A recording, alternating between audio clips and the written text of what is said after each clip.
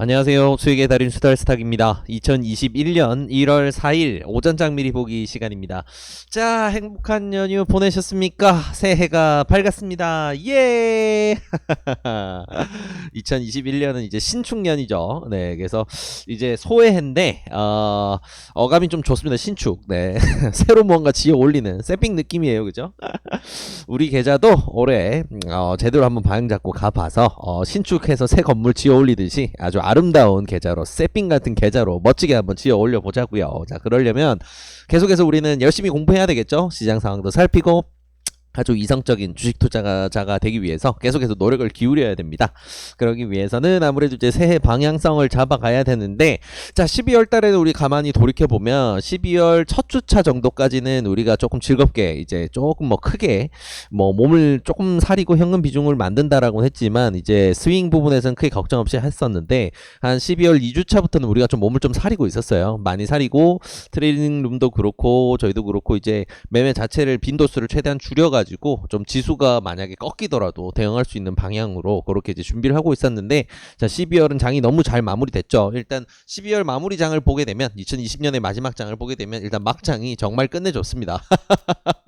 코스피 지수, 코스닥 지수 전부 다 너무 끝내줬고, 코스닥 같은 경우에는 이제 장중에 970선 넘어서 이제 971까지 찍었죠. 그래서 이제 1000이 가까워져 있는 상황. 그리고 여기서 이제 또 오늘부터 거래가 시작됐을 때 코스닥 1000시대가 이제 빠른 시일 내에 열릴 수 있다라는 기대감을 굉장히 많이 불어 넣어줍니다. 코스피 같은 경우에도 분위기 너무 좋고요. 해외장 같은 경우에는 우리보다 이제 하루 더 진행이 됐죠. 미국장의 경우에는. 그래서 우리는 2020년 12월 30 일을 기준으로 해서 이제 거래가 마무리가 됐는데, 미국장은 31일까지 꽉 채워서 거래가 진행이 됐습니다. 그리고 그 장도 분위기가 굉장히 좋았어요. 분위기가 완전 우상향 쪽으로 간 건 아니지만 좀 꺾이다가 막판에 크게 올라가면서 이렇게 잘 마무리가 된 상황입니다. 그래서 거기에 바통을 이어받아서 진행되는 오늘 오전장 같은 경우에는 분위기가 크게 나쁠 건 없겠죠. 그래서 2021년의 첫 거래일인 오늘 조금 좋은 흐름이 나와주면서 올 한 해의 축포를 한번 쏴주길 조금 기대를 하면서 시작을 하면 될 것 같습니다.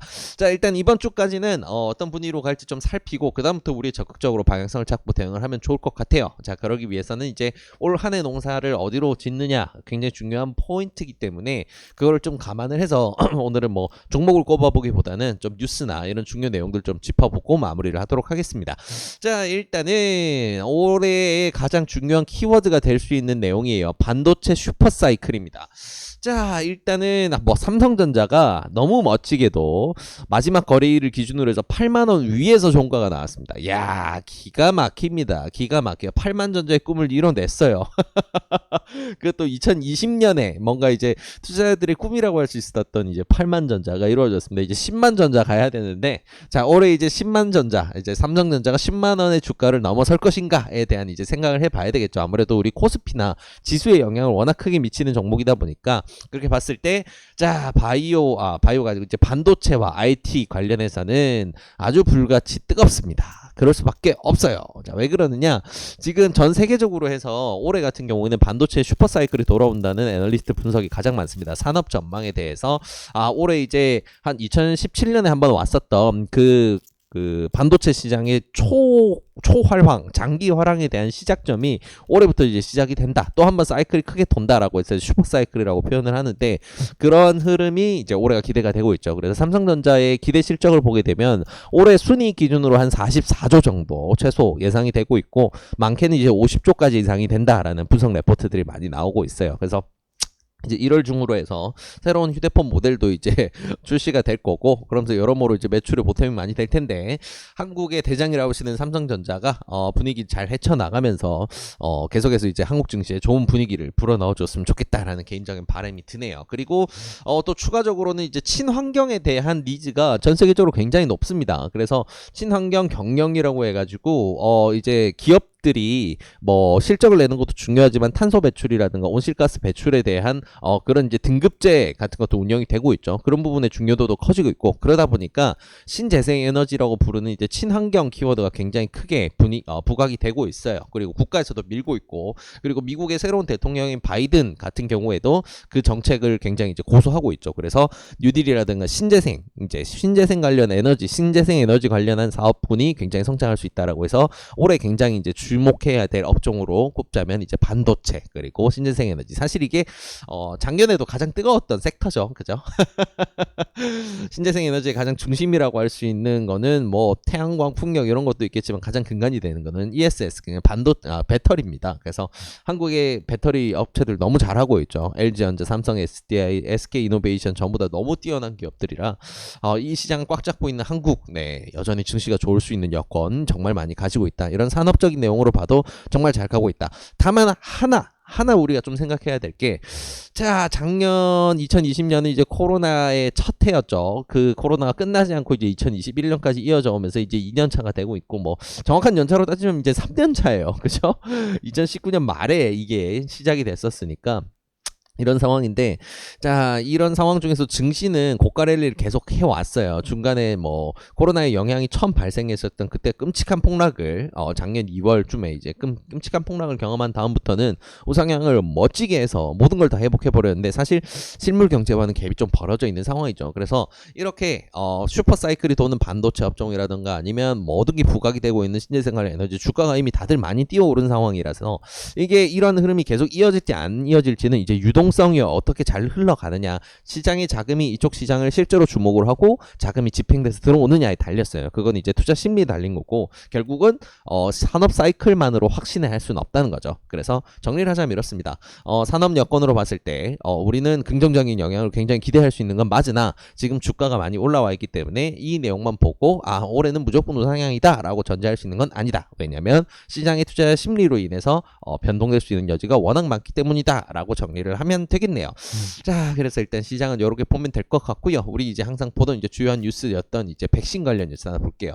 자, 아스트라제네카가 드디어 이제 영국에서는 승인을 받았습니다. 우리가 연휴를 시작하기 전이었던 이제 12월 30일 저녁에 이런 뉴스가 나왔어요. 영국에서 긴급 사용 승인을 내렸다. 아스트라제네카에 대해서. 그리고 1월 4일, 그러니까 오늘부터죠. 오늘부터 해서는 이제 영국도 접종을 시작을 합니다. 이제 아스트라제네카에 대해서. 그래서 영국에서 이제 승인을 내렸으니까 EU 쪽에도 이제 사용 승인 신청이 들어가게 될 거고, 거기서 나오게 된다면 한국에서도 이제 사용하는데 굉장히 좀 영향을 좋게 받을 수 있겠죠. 그리고 인도 같은 경우에는 바로 따라서 오늘 빠르면 이번 주부터 해서 백신 접종을 승인을 하고 시작을 할 수 있다라는 이야기가 보도가 되고 있어서, 아스트라제네카가 이제 화이자, 모더나에 이어서 조금 이제 전 세계적으로 부각이 되는 백신이 될 수 있을지 좀 지켜볼 부분입니다. 그래서 일단은 영국에서도 이렇게 시작이 됐고, 한국에서도 가장 집중하고 있는 아스트라제네카가 이렇게 이제 진행이 되고 있구나라고 생각하면 좋을 것 같습니다. 자, 그리고요. 요건 조금 염려해야 될 뉴스네요. 자, 인구는 항상 그 나라의 국력을 증가시키는데 굉장히 중요한 잣대로 자리매김합니다. 생산 가능 연령이라고 하는데, 이렇게 이제 뭐 보통 우리가 20대, 30대, 40대까지가 가장 활발하게 경제 활동을 해서 뭐 스스로의 자산 증식뿐만 아니고 한 나라에 이제 우리가 돈을 벌게 되면 세금을 내잖아요. 그렇기 때문에 생산 가능 인구가 많을수록 한 나라의 국고도 탄탄해지고, 그래서 나라가 성장할 수 있는 근간이 되죠. 그래서 인구는 그 나라가 성장할 수 있는 가장 중요한 근간입니다. 그래서 항상 이런 뉴스가 중요한데, 자, 이번에는 이제 출산율 감소 뉴스가 아니고 사상 첫 인구 감소입니다. 건국 이래 최초로 인구 감소 뉴스가 나왔어요. 네, 충격적입니다. 그래서 1인 세대 수는 정말 끝없이 늘어나고 출생 수는 줄어들고, 근데 코로나나 이런 부분 때문에 이제 사망자 수 늘어나게 되면서 아무래도 이런 상황이 나타나지 않았나 생각해 볼 수 있겠네요. 근데 이게 단기적으로 이런 식으로 하다 다시 괜찮아진다라고 하면 괜찮은데,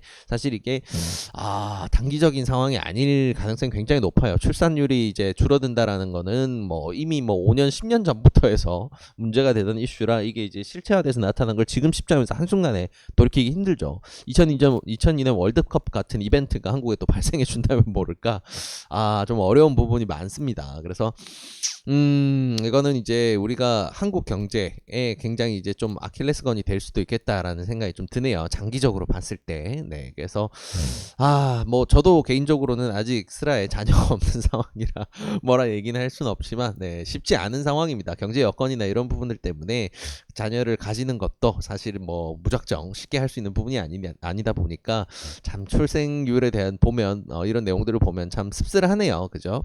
먹고 살기가 참 좋다면 다들 이제 걱정이 없을 텐데 그죠? 네. 아무튼 뭐 이런 상황 이거는 뭐 장기적으로는 조금 개선돼야 될 부분인데 이건 정부의 정책도 굉장히 중요해요. 이런 부분에서는. 그래서 어떤 식으로 이런 부분을 극복해 나가는 한국이 될지 조금 기대해 봐야 될 그리고 지켜봐야 될 부분입니다. 자, 그리고요. 요 부분은 참 한국에서 고질적으로 좀 바뀌어야 될 부분인데 올해는 좀 바뀔 수 있을까 좀 기대를 해봅니다. 이게 매년마다 거의 나오는 뉴스예요. 규제 때문에 신성장 기업들이 성장을 하지 못한다라는 겁니다. 자, 이거는 뭐 당을 떠나서요. 뭐 여당이든 야당이든 당을 떠나서 어떤 정권이 유지해 오든 간에 매년 초에는 항상 나오던 뉴스예요. 이게 왜 그러냐면 한국 같은 경우에는 너무 과도하게 빠르게 성장을 해온 국가입니다. 정말 전 세계에서 유례를 볼 수 없을 정도로 한강의 기적이라는 얘기가 괜히 있는 게 아니에요. 가만히 우리 돌이켜서 생각해 보게 되면 우리 88 올림픽이 열렸던 그 시절 서울에 그 판자촌을 이제 막 위로 올려서 국격 올리기 위해서 막 이제 여러 가지 토지 사업을 진행했던 정말 여러 가지 부작용이라든가 이런 거를 겪어내면서도 정말 빠르게 성장한 게 우리 한국입니다. 근데 이러다 보니까 이런 부분이 못 따라와요.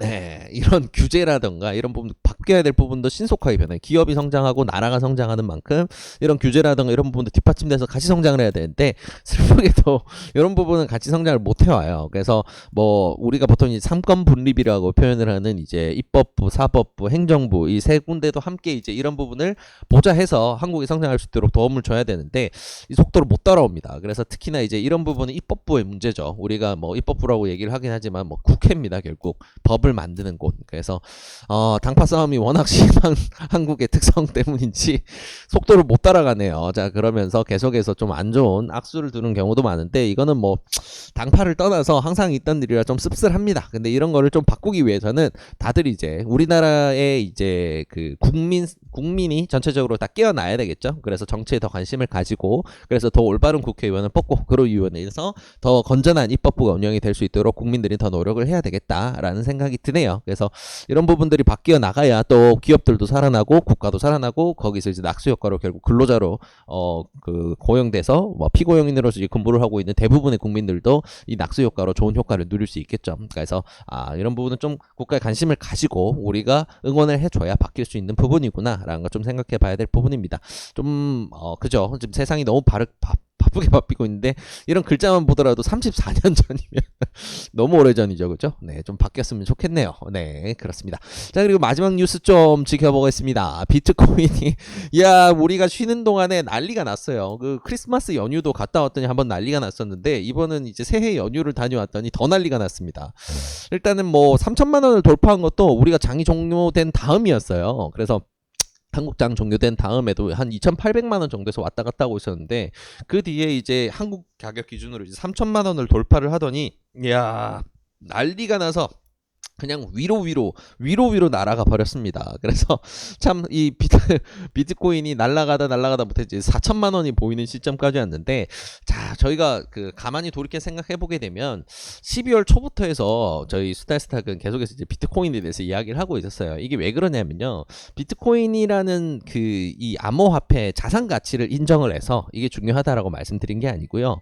2017년에도 비슷한 현상이 있었어요. 그때도 유동성이 최대치까지 올라왔었고 뭐 산업 호황이라든가 이런 레포트가 정말 많았고 그러다 보니까 투자 시장에 돈이 엄청 많이 쏠리던 시기였습니다. 다 이게 같은 부분인 거예요. 투자 시장에 돈이 많이 쏠리던 시기. 그래서 유동성이 극대화되어 있어서 돈이 엄청나게 도는 이런 상황이기 때문에 비트코인까지도 돈이 이어지면서 이런 시세를 만든다라는 예상을 할 수가 있었던 거죠. 그래서 뭐 가끔씩 이제 한 번씩 물어보시는데 비트코인이 좋아서 이 부분에 대해서 저희가 말씀드리는 게 아니고 이 자산 가치를 인정해서 말씀드리는 게 아니고요. 사실 좀 그런 개념이었습니다. 투자 시장에 돈이 워낙 많이 들어오기 때문에 이 유동성의 끝까지 이 유동성이 정말 광기로 흐른다라고 한다면 코인 시장 정말 무섭게 뛰어오를 거다라는 예측을 할 수 있었던 거죠. 근데 코인 시장에 오르는 것만큼 이제 관련주들은 사실 재미가 없는 상황이에요. 실전 매매 때문에 컨텐츠 보고 계시면 지금 박살이 나 있습니다. 관련주는 평단이 아주 그냥 구더기예요, 구더기. 네, 그래서 뭐 이제 관련주들이 따라 움직일까 아닐까 지켜봐야 되겠지만 일단 비트코인 관련해서는 이런 식으로 움직이고 있습니다.